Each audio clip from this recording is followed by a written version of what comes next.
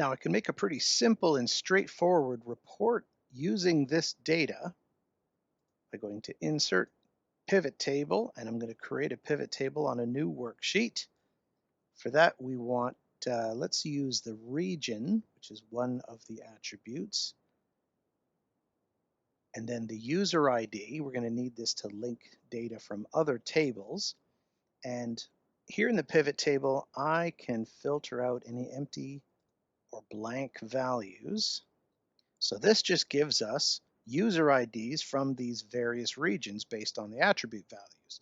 And then by adding in a few XLOOKUPs, let's do username, and I can pull in some additional data. Now, if I wanted to use a single XLSX file for my output, let's take this final grades data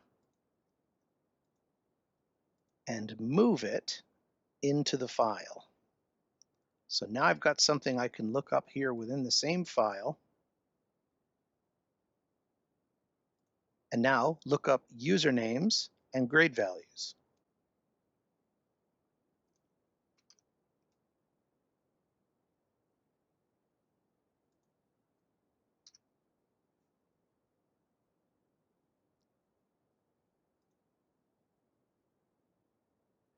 And that gives us a very simple report of users and grades by region. Another way to do it, go back to the source here. We're going to say Insert, Pivot Table onto a new worksheet. Here we're going to drag all of the attribute values into the filters area.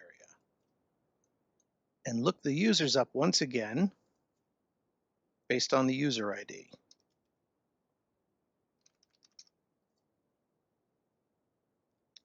And now I've got a report that I can filter by department or by region